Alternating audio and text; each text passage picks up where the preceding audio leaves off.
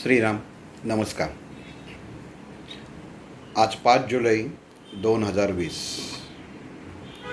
व्यास पौर्णिमा.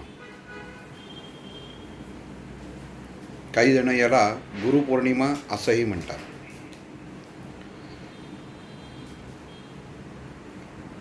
काही जण हा शब्द मुद्दामूनच उच्चारला, कारण गुरु म्हणजे वर्षातल्या एका दिवशी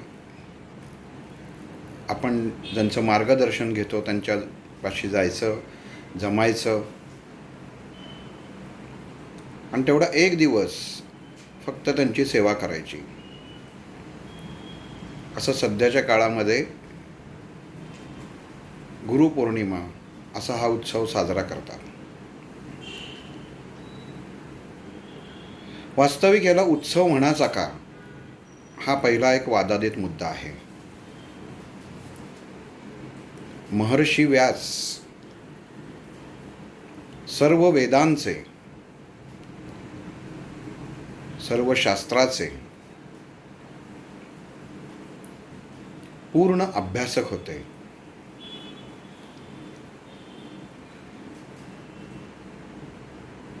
आणि गुरुपदाच्या अशा अढळस्थानी हे नुसते बसलेले नव्हते, तर त्यांचे वैचारिकतेने त्यांनी सर्वांना मार्गदर्शन केलं. व्यास पौर्णिमा का म्हणावी?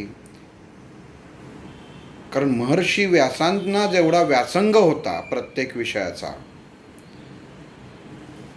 तेवढा कुठल्याच ऋषी महाऋषींना नव्हता.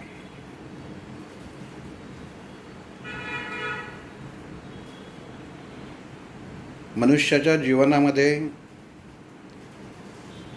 चांगल्या आणि वाईट ह्या दोन्ही गोष्टी जन्मताच बांधून येतात. चांगल्या एवढ्यासाठीच म्हटलं की ज्या गोष्टींच्या कृतीमुळे किंवा ज्या गोष्टींच्या विचारांमुळे आत्मिक समाधान लाभतं त्याला चांगलं म्हणतात. कधी कधी दुसऱ्याचं वाईट झाल्याने सुद्धा आपल्याला आत्मिक समाधान म्हणतो. आपण जसे कारण हेवेदावे करत असतो, अशा माणसाला जर काही त्रास झाला आणि त्याचा आनंद, वास्तविक त्याला दुःख म्हणायला पाहिजे, पण आपण त्याला आनंद म्हणतो, तो उपभोगतो.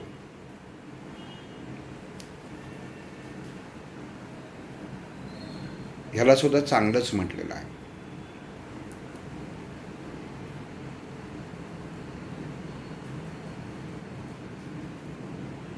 एखाद्या लहान मुलाच्या अंगावरती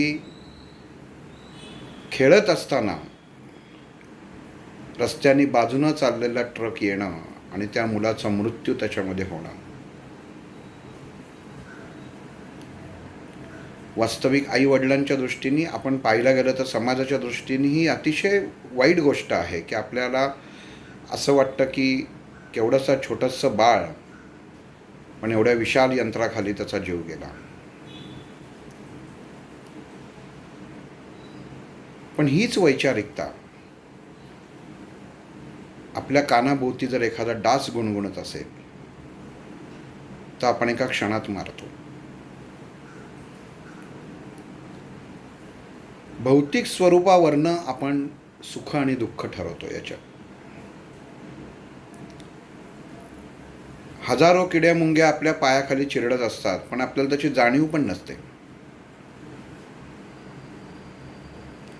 पण एखादा देह, स्थूल देह, त्याच्यापासनं सूक्ष्म देह, जीवात्मा, आत्मा हा त्या शरीरापासनं विलग होतो आणि माणसाला दुःख होतं. मुळामध्ये मनुष्याच्या आजूबाजूला घडणारी प्रत्येक गोष्ट ही गुरुस्वरूपच आहे.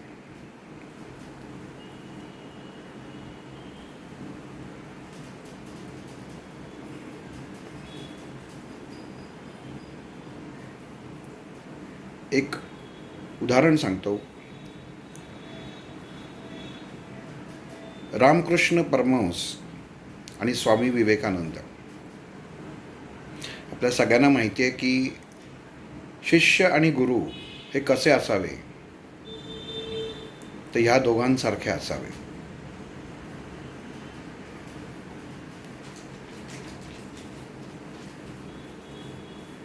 पण स्वामी विवेकानंदांनी जी मतं अगदी सावरकरांच्या साक्षेप मांडली गेली, त्याचा लोकांनी नीटसा स्वीकार केला नाही.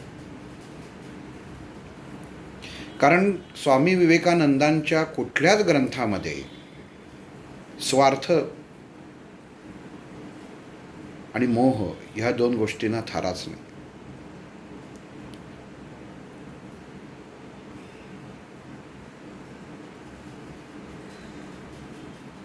प्रत्येक माणूस, प्रत्येक विद्यार्थी हा जसजसा घडत जातो तसा शिक्षक त्याला आकार देत जातो.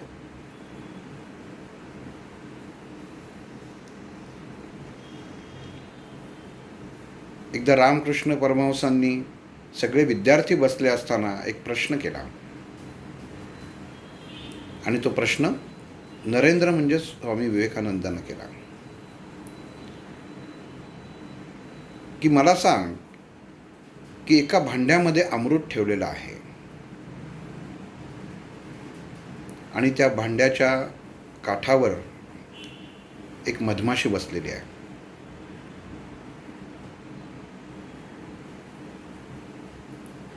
आणि असं समज की ती मधमाशी तू आहेस, तर तू ते अमृत त्याच्यामध्ये उडी मारून पिशील का काठावरनं बसून पिशील?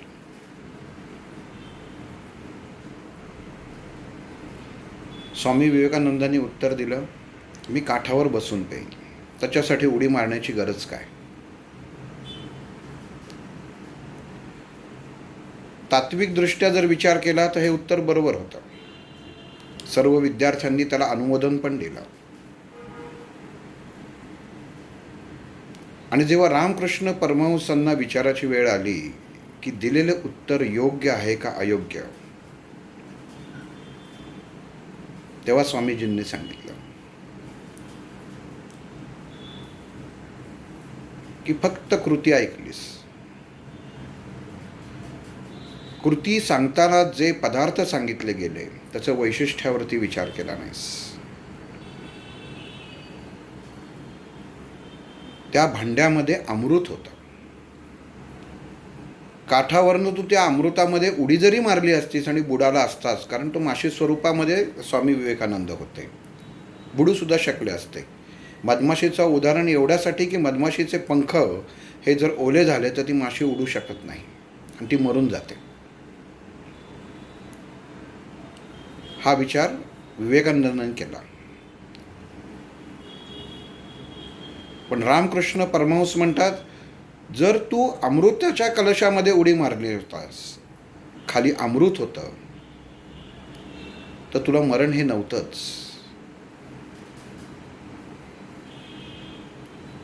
मग आपण कशामध्ये समर्पित व्हायला पाहिजे हे तुला कसं कळालं नाही? कथेतला बोध हा इतका जर तुम्ही गोष्ट म्हणून विचार केलात तर छोटा आहे, पण हा अमृताचा कलश, अमृताचं भांडं म्हणजे गुरु आहे.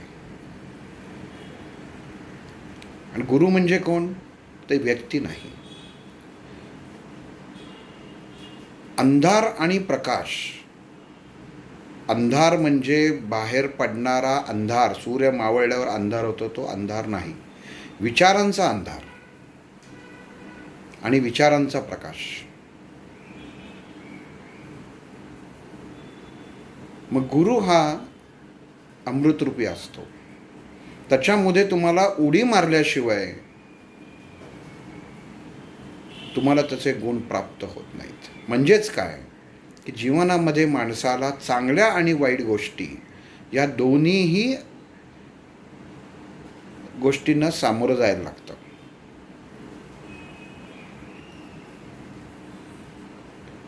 उदाहरण इतकं सोपं असतं. आपल्या आजूभोवती अवतीभोवती नित्य खूपशा गोष्टी घडत असतात.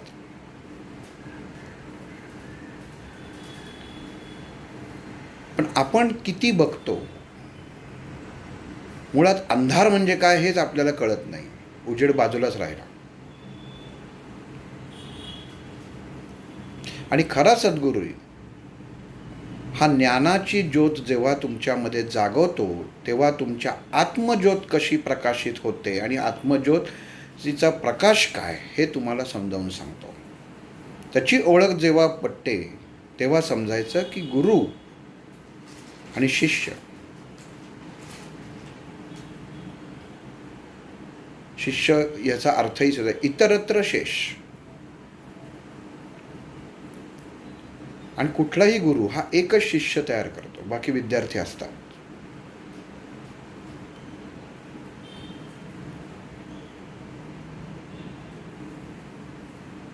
पण मनुष्याचा विचार फक्त प्रकाशाकडे जातो, अंधारामध्ये प्रकाश नसतो. कोणी सांगितलं की काट्यांवर चाला, गुरुंनी सांगितलं काट्यांवर चाल, पुढे चांगला रस्ता आहे, तर मनुष्य त्या काट्यांवर चालणारच नाही. तो म्हणेल मी चालत नाही, मला पलीकडचा रस्ता नको.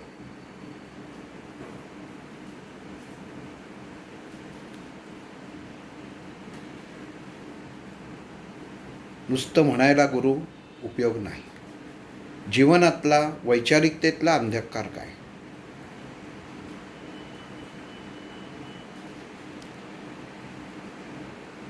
चिदानंद स्वामींकडं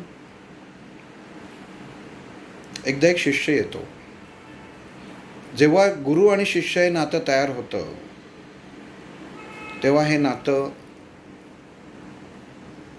काही अवतीभोवती जण असतात त्यांच्या नजरेतून हेवे दावे निर्माण होतात. कारण का, तर त्यांना स्वतःला तेवढं गुरुच्या जवळ जाता येत नाही. चिदानंद स्वामींच्या बाबतीत अशीच एक गोष्ट झाली.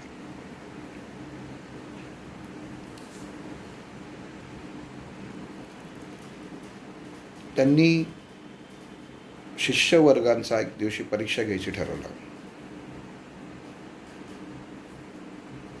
पण त्या वर्गामध्ये एक प्रसाद नावाचा मुलगा खूप हुशार होता. आणि बाकीच्या विद्यार्थ्यांनी सांगितलं की असं कुठं सांगितलेलं आहे की फक्त परीक्षा विद्यार्थ्यांनीच द्यायची, शिक्षकांनी पण परीक्षा दिली पाहिजे, तसं आचार्यांनी, गुरूंनी पण परीक्षा दिली पाहिजे. स्वच्छ मनाचा प्रसाद चिदानंदांना म्हणतो, गुरुजी, आजपर्यंत तुम्ही प्रकाशमय जी अवस्था असते माणसाची ह्याच्यावरती हजारो भाषणं दिली, पण माझा एक त्या प्रकाशमानावरती एक प्रश्न आहे. चिदानंद ताबडतोब ओळखतात की ह्याला कोणीतरी भडकवलेलं आहे, पण गुरु ते शेवटी गुरुच असतात. परत एकदा गुरु या शब्दाची फोड मुद्दामून सांगतो. आपल्याला बघाचा दृष्टिकोनच असतो की गुरु म्हणजे अशी एक कोणतरी व्यक्ती की ज्याचं आपण मार्गदर्शन घेतो. गुरु म्हणजे फक्त ते की वाईटातनं चांगलं आणि चांगल्यातनं वाईट या दोन्ही मार्गामध्ये जो आपल्याला सांभाळून घेतो, तो क्षण, ती स्थिती, ती अवस्था म्हणजे गुरुतत्व. हा प्रसाद चिदानंद स्वामींना विचारतो, मला सांगा की माझं हे जीवन कशामुळे चालू आहे, असा कुठला प्रकाश आहे?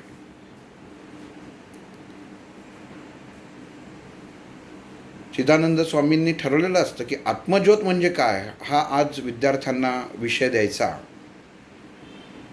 पण त्याच्या आधीच त्यांच्या समोर हा प्रश्न उभा राहतो.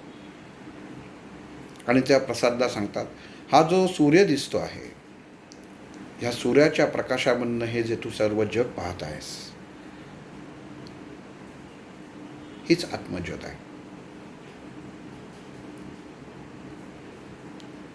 तो ठीक आहे म्हणतो. संध्याकाळ होते, सूर्य मावळतो. हा परत स्वामीजींकडे येतो. स्वामीजींना म्हणतो, स्वामीजी, सूर्य तर मावळला, आता प्रकाश नाही आहे. मग मला ज्ञान कसं होईल? मी आत्मज्योत कशी ओळखू?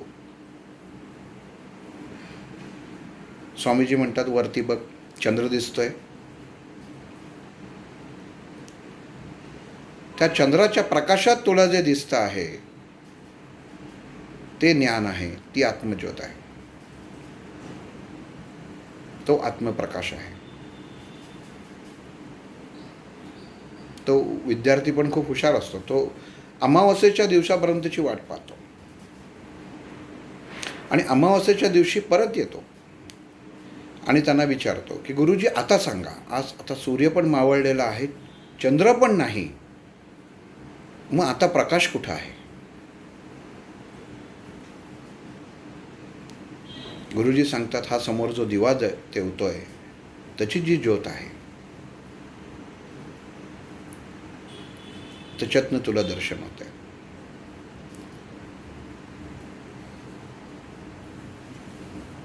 पण त्यावेळीही वारा येतो आणि तो लागलेल्या दिव्याची जी ज्योत असते ती त्या वाऱ्याने विझून जाते.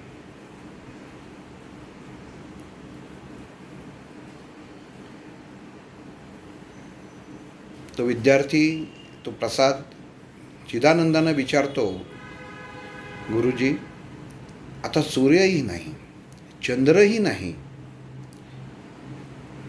हा जो दिवा चालू होता तोही विझलेला आहे, आता मला सांगा की मला कशामुळे दिसतंय? तर गुरुजी त्याला उलटा प्रश्न विचारतात, हा दिवा विझलाय हे तू कुठल्या प्रकाशात पाहिलंस? ज्या प्रकाशातनं तू हे पाहिलंस तीच तुझी आत्मज्योत. प्रत्येक मनुष्याच्या आतमध्ये आत्मज्योत ही कायम तेवत असते. फक्त विचारा जर स्थिर नसतील तर ती प्रकाशित होत नाही. हा घरी एक प्रयोग करून बघा तुम्ही. दिवा लावा, थोडीशी हवा येऊ दे, जी ज्योत हलते ती प्रकाश देत नाही, उलट भयांटा निर्माण करते. आणि जीवनाचं हेच वास्तव्य आहे.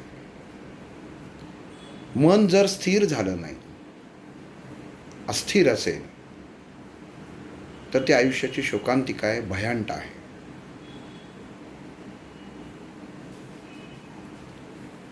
पण हीच आत्मज्योत जर स्थिर झाली तरच ज्ञानाचा प्रकाश पडणार आहे. पण जेव्हा हा प्रकाश ज्ञानाचा पडेल तेव्हा तुम्हाला परमात्म्याशिवाय समोर कोणी दिसणार नाही आहे.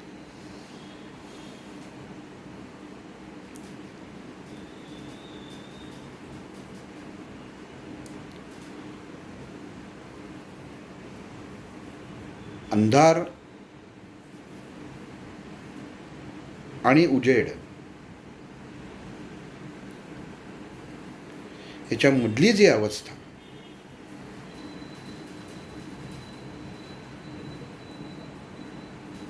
आणि ते जे मूल्य तत्व, ते प्रत्येक मनुष्य जे जगत असतो, हे गुरुतत्व असतं.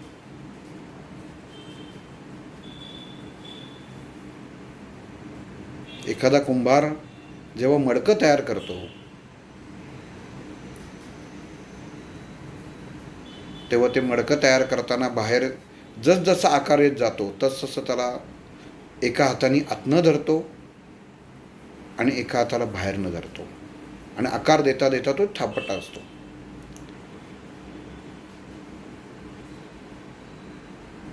सद्गुरू हेच काम करत असतो. एका हाताने आपल्याला आतून धरतो आणि दुसऱ्या हाताने आपल्याला शिक्षा स्वरूपात धपाटे देत असतो. तेव्हा भांडं तयार होतात. मग संस्कारित केलेलं, तयार झालेलं मडकं हे जोपर्यंत भाजलं जात नाही तोपर्यंत ते वापरण्यास योग्य आहे का नाही हे सुद्धा कळत नाही.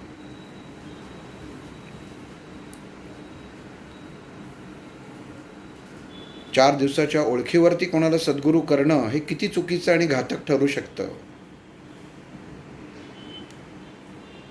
मी जर भाजलाच गेलो नाही तर मी तो कच्चाच राहिलो. मग जेव्हा मडकं तयार होतं त्याच्यानंतर त्याचं नशीब येतं की त्याला देवाच्या पूजेमध्ये जायचं आहे का अस्थींबरोबर घाटावर जायचं आहे. संस्कार दोन्ही ठिकाणी सारखेच असतात. एक उत्पत्तीचा असतो, एक लयचा असतो. एका ठिकाणी अंधार असतो, एका ठिकाणी उजेड असतो. मग ही जी मधली भाजण्याची अवस्था आहे, वेगळं करण्याची अवस्था आहे, आपण फक्त बघतो की एखाद्या चक्रावरती मातीने मडकं तयार केलं जातं. पण पंचमहाभूतातली सर्व तत्व ते मडकं तयार करताना जल, वायू, आकाश, अग्नी, प्रत्येक तत्व तुम्ही पहा,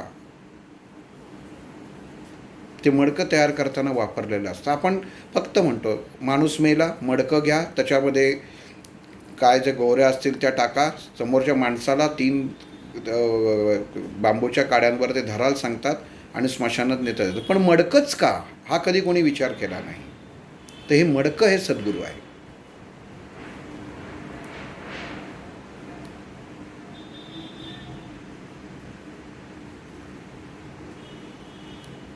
किती आकारमान हवं, किती वैचारिकता हवी, त्याच्यावरनं त्यातनं पाणी गारवतं. आयुष्यातले वाईट विचार जर झिरपले नाहीत तर मेंदूला थंडावा पोचणार नाहीये. एकदा मडकं केलं, घरी आणलं, त्याचा माठ म्हणून आपण पाण्यात ठेवायचाही वापर करू शकतो. पण ते जर नीट झिरपलं नाही तर त्यातलं पाणी गार होत नाही. म्हणजेच काय की जर वाईट विचारांचा, चुकीच्या विचारांचा जर निचरा झाला नाही, बरं ते लगेच तसा निचरा होतो का, मडक्याला बाजूनी ओल येते. म्हणजे तेच विचार मनुष्याच्या शरीराला बाजूनी धरून असतात.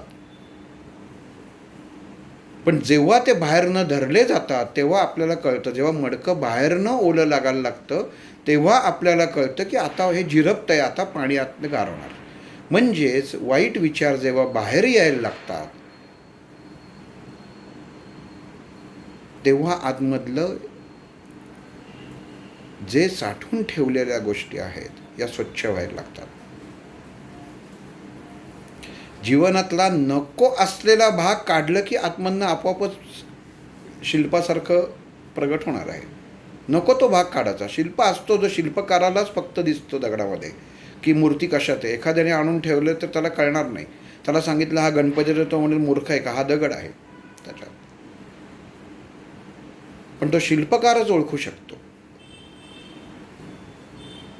आणि जेवढे घाव घालतात, गणपती असो, कुठलंही दैव असो, कुठलीही मूर्ती असो, ती जर उत्तम प्रकारे निर्माण व्हायची असेल तर त्याला तेवढे घाव घालायला लागतात.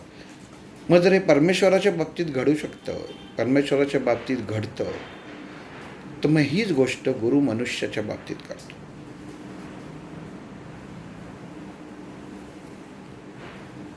जर परीक्षाच झाली नाही तर तो गुरु कसला.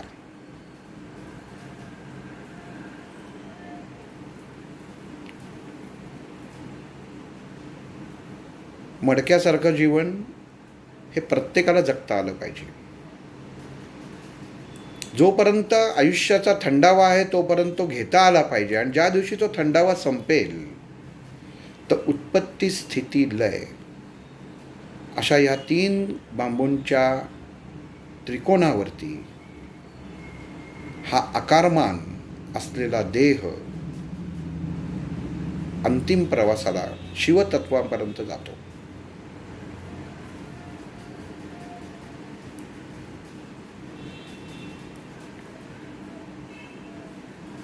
कितीही वाकवलं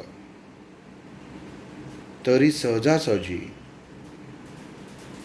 विलगीकरण न होणारा वृक्ष म्हणजे बांबू आहे.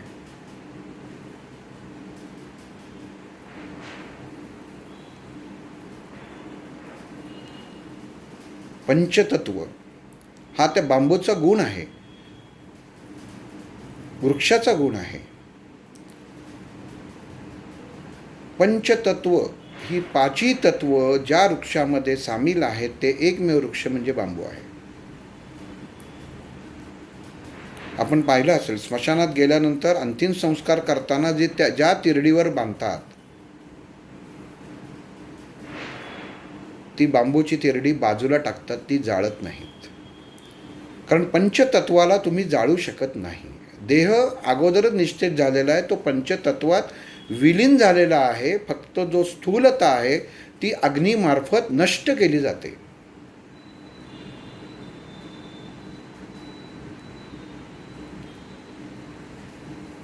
कदाचित प्रश्न येईल, मग ह्याच्यामध्ये गुरुचा भाग कुठं आला? आज जे गुरुपौर्णिमा चालू आहे, हा विषय गुरुच्या बाबतीत कुठं लागू होतो? ते जीवन गुरु असंच आपलं घडवत असतो.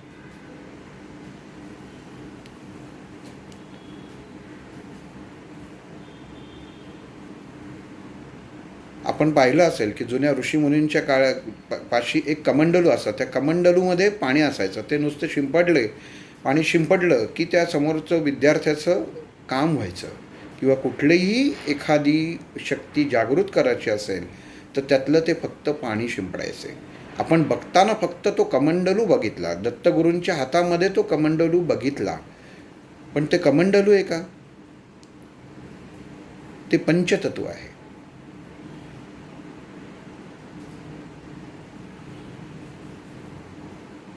पंचतत्वांना जेव्हा वेगळं केलं जातं तेव्हा नवीन निर्मिती होते.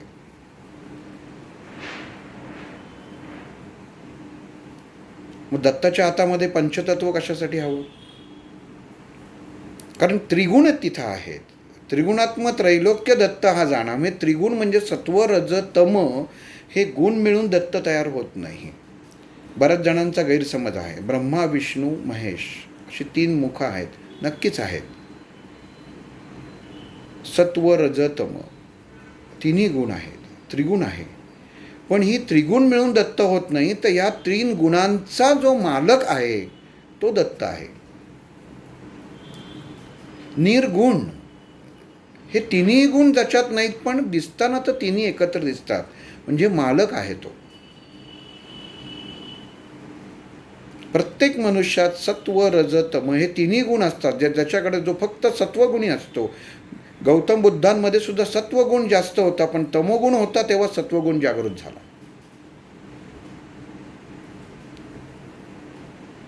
म्हणजे राग जेव्हा आला तेव्हा कळलं की हा सात्विक असून सुद्धा याला राग येतो. तेव्हा सात्विक गुण लोकांना कळला.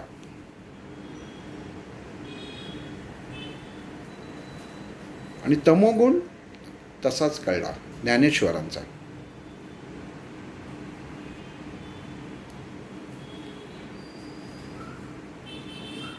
आता विश्वात्मके देवे आपण नेहमी म्हणतो की निवृत्तीनाथ हे ज्ञानेश्वर महाराजांचे गुरु. कशामध्ये उल्लेख आहे? पसायदान हे ज्ञानेश्वर महाराजांनी निवृत्तीनाथांकडे मागितलं. 9000 ओव्यांमधल्या 1000 ओवीची 1 ओवी त्यांनी केली आणि हे दान मागितलं. पण त्यातली फक्त 7 दानं निवृत्तनाथांनी दिली. 9 शेवटच्या 2 ओव्यांमध्ये, शेवटच्या 2 कडव्यांमध्ये निवृत्तीनाथांनी सांगितलं की हे ज्ञानदेवा, तुझी जर दृष्टी जो ह्या पृथ्वी तलावावरती आहे त्याच्या मनामधले, त्याच्या विचारांमधले वाईट गुण जावो असा जर तुझा दृष्टिकोन असेल तर हे तुझं वैयक्तिक मत आहे. आणि तुझं वैयक्तिक मत हे तू दुसऱ्यांवर लादू शकत नाही. शेवटच्या कडव्यामध्ये निवृत्तीनाथांनी दिलं. हे पसायदान कोणी दिलं? तर गुरु निवृत्तीनाथांनी ज्ञानेश्वरांना दिलं असं म्हटलं जातं, पण वास्तविक तसं नाही. हे आपल्या ग्रंथांमध्ये लिखित आहे. पसायदान जर तुम्ही वाचलं तर शेवटची जेव्हा तुम्ही वाचता श्लोक तेव्हा तुम्हाला कळतं की निवृत्तीनाथांनी ज्ञानेश्वर महाराजांना हे दान दिलेलं नाही. तू मागितलंस, सर्व दिलेलं नाही आहे, थोडंच दिलेलं आहे.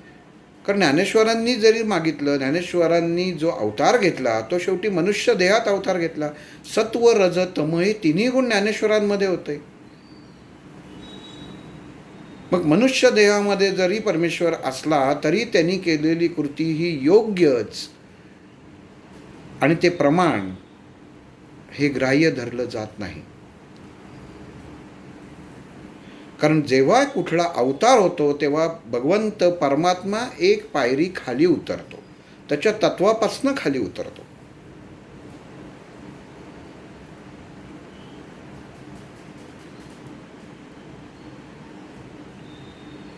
म्हणून ज्ञानेश्वर महाराजांनी निवृत्तनाथांकडे फक्त दान मागितलं, गुरु म्हणून दान मागितलं. पण गुरु कसा असावा तर निवृत्तीनाथांसारखा असावा. भाऊ म्हणून वास्तविक जेव्हा ज्ञानेश्वर महाराजांचे आईवडील स्वतःचा देह हा संपवण्यासाठी निघाले, तेव्हा त्यांनी निवृत्तीनाथांकडनं एक वचन घेतलं की ज्ञानदेव ज्ञानेश्वर हा जो काही आपल्या आयुष्यात तुझ्याकडं मागेल त्याला तू नाही म्हणू नकोस. तो त्यांनी मागितलेली गोष्ट चुकीची असो किंवा बरोबर असो, हा तू न विचार करता त्याला तू दे. आणि ह्या आईवडिलांच्या विचारांमध्ये निवृत्तीनाथ अडकलेले असतात. पण जेव्हा पसायदान मागितलं जातं, ज्ञानेश्वरांनी जेव्हा निवृत्तीनाथ, गुरु निवृत्तीनाथ, गुरुबंधू निवृत्तीनाथ हा शब्द सर्वात जास्त योग्य ठरेल. गुरु तिथे शब्द नाही आहे, गुरुबंधू. कोण होते निवृत्तीनाथ? गुरुबंधू. म्हणजे चांगलं आणि वाईट या दोन्हीची जाणीव करून देणारा बंधू, गुरुबंधू. अर्जुनालाही म्हटलेलं आहे श्रीकृष्णाला, तूची गुरुबंधू पिता, तूची इष्टदेवता, तूच आता तारण हा आमचा. सगळ्यांनी केलं की भगवान श्रीकृष्ण अर्जुनाचे गुरु नाही. भगवद्गीता सांगितली म्हणजे भगवान श्रीकृष्ण अर्जुनाचे गुरु झालेले नाही. कारण तसं असतं तर ही गीता बाकी 4 जणांनी ऐकलीच नसती.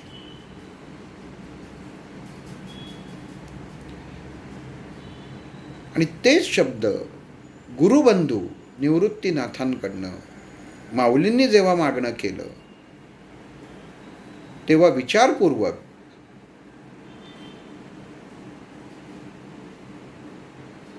बंधू या नात्याने, गुरुबंधू या नात्याने निवृत्तीनाथांनी समाजाचा विचार पहिल्यांदा केला. आई वडिलांना दिलेलं शब्द हा त्यांनी पाळला, पण आंधळेपणाने पाळला नाही. तू 9 मागण्या केल्यास त्यातल्या 7 मी मान्य केल्या, 2 मागण्या मान्य करायचा तुला अधिकार नाही, हे त्यांनी ज्ञानेश्वरांना सांगितलं.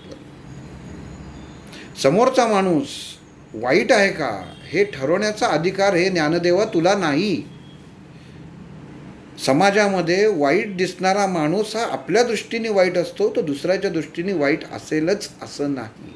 आपण त्याचं मूल्यमापन करणारं कोणी नाही. मग ही अवस्था ही फक्त निवृत्तीनाथांची जी अवस्था होती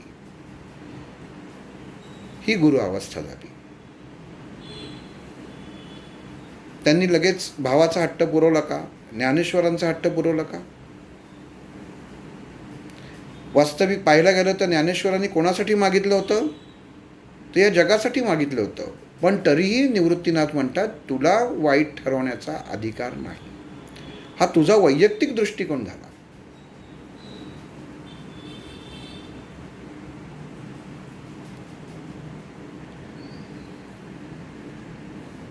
मग जीवनामध्ये जना आपण गुरु म्हणतो. मग गुरु कोणाला म्हणावं? तर फक्त आपली स्तुती करतात त्यांना गुरु म्हणावं का जे आपल्या हातपाय दाबून घेतात आणि त्याच्यावरती आपल्याला काही गोष्टी काढून घेतात त्यांना गुरु म्हणावं?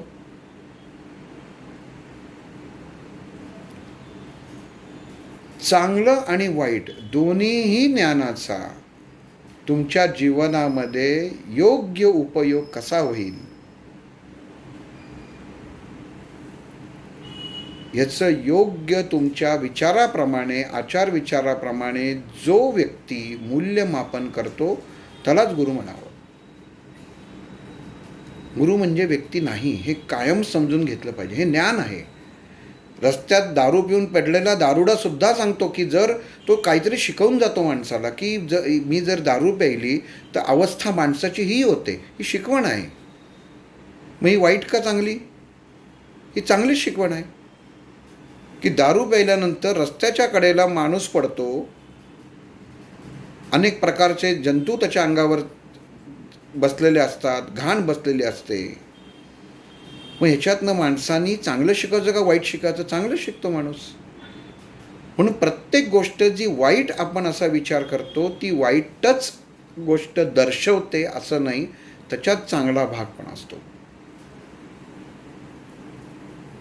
पण हे दाखवण्याचं काम जी व्यक्ती करते ती गुरुतुल्य. गुरु नाही, गुरुतुल्य, ज्याची तुलना करता येईल. कोणाशी करता येईल? त्या महर्षी व्यासांशी जे सर्व ग्रंथांचे ज्ञात आहेत, ज्यांनी सर्व ग्रंथांचा मनुस्मृतीपासून सर्वांचा अभ्यास केलेला आहे. त्या व्यासांच्या ज्ञानाबरोबर ज्याची तुलना करता येईल म्हणून गुरुतुल्य. फक्त गुरु हा शब्द नाही.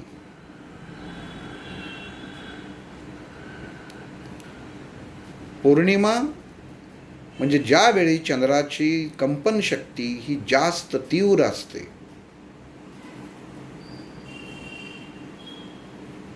मग चांगलं आणि वाईट या दोन्हींची एकमेकांकडनं ओढायची शक्ती, एकमेकांमध्ये सामावण्याची शक्ती ही या चंद्रासारखी आहे.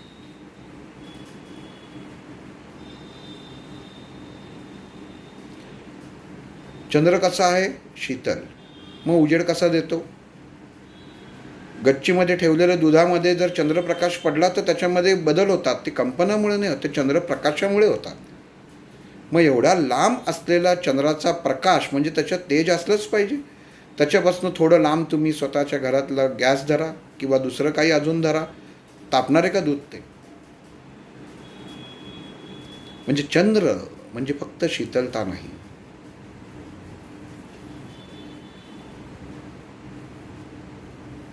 मग व्यास, हा व्यास कोण आहे? तर मनुष्याच्या शरीराच्या वैचारिकतेमध्ये जे वर्तुळ तयार होतं, त्या वैचारिकतेचं जे वर्तुळ आहे, ज्याचं नियंत्रण एका विशिष्ट व्यक्तीद्वारे केलं जातं, तो म्हणजे व्यासबिंदू.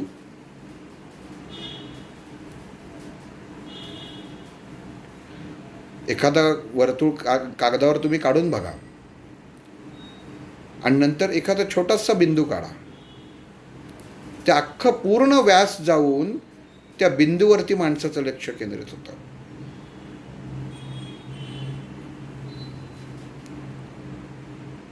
विज्ञानाने सिद्ध केलेलं आहे की आपण घरामध्ये जे मासे पाळतो त्याच्यामध्ये जर एक उभा बार ठेवला किंवा एखादी दांडी ठेवली तर त्या टँकमध्ये असणारे मासे हे जास्त जंगतात. कारण त्यांना एक केंद्राला उद्दिष्ट लागतं. आपली नाभी म्हणजे काय? आपलं केंद्र आहे. मग गुरु म्हणजे आपल्या आयुष्याच्या वर्तुळाचं केंद्र आहे.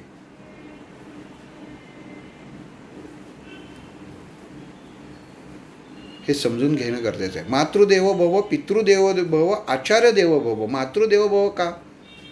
आईवडिलांनी, आईने जन्म दिला म्हणून आई गुरु.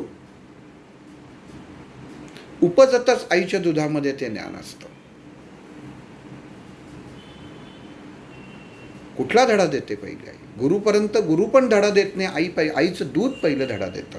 जेव्हा आई बाळाला आपल्या छातीशी धरते, स्तनाशी धरल्यावरती त्या मुलाला कुठं माहिती असतं की आता आपल्याला ओढायचं आहे, पण ते मुलगा ओढतं. कसं? त्यांना कोणी ज्ञान दिलं? मातृदेव बघा, देवत्व त्या आईमध्ये आहे. तिचं प्रेम तेवढं आहे, तेवढं त्या मुलांनी बरोबर ओळखलं आणि तिथं तो ओढला गेला.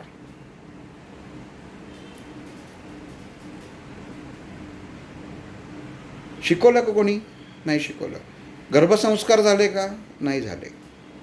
तरी त्या मुलाला कळलं. म्हणजे जन्मताच आयुष्याच्या मध्ये माणसाला जी ओढ लागते, कारण तो ओढतोच,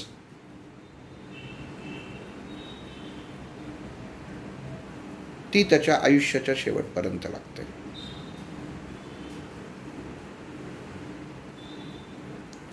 नुसतं मातृदेवो भव, पितृदेवो भव आणि आचार्य देवो भव असं म्हटलं की नाही होत.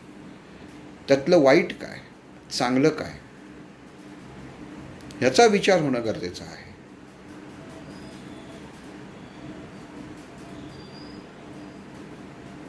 मारुती राया कायम रामांचे दास राहिले. कधी त्यांनी प्रभू रामचंद्रांना गुरु म्हणून त्यांचा पाया पडलेला नाही किंवा कधी त्यांच्या चेहऱ्याकडे बघितलेलं नाही. सदैव प्रभू रामचंद्रांच्या चरणांकडेच मारुतीची नजर असायची. दासत्व.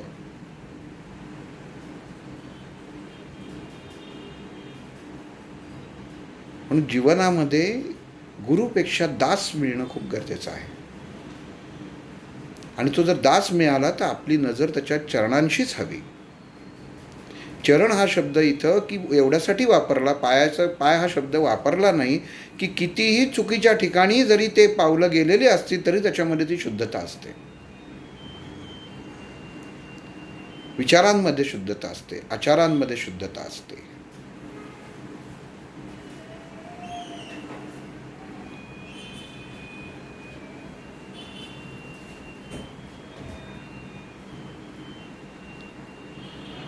आषाढ पौर्णिमा, व्यास पौर्णिमा, गुरुपौर्णिमा,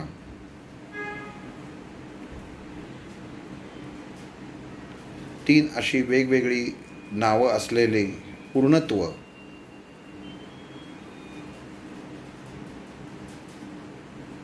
प्रत्येक मनुष्याने समजून घेणं गरजेचं आहे. जीवनामध्ये काय शिकायला मिळालं, प्रत्येक गोष्ट, प्रत्येक अंश हा आपल्याला शिकवत असतो, हे कायम लक्षात ठेवलं पाहिजे. आणि तो गुरु असतो. डॉक्टरांनी कधीही स्वतःला गुरु म्हटलं नाही आणि शिष्य आम्हाला म्हटलेलंच नाही, कारण स्वतःला गुरुच म्हटलं नाही तर शिष्य म्हणायचा प्रश्नच येत नाही त्याच्यात.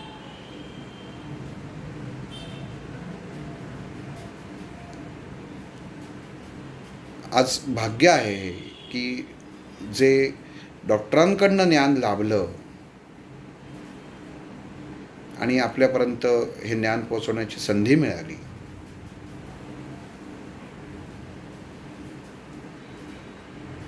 त्याबद्दल मी सर्वांचे आभार मानतो.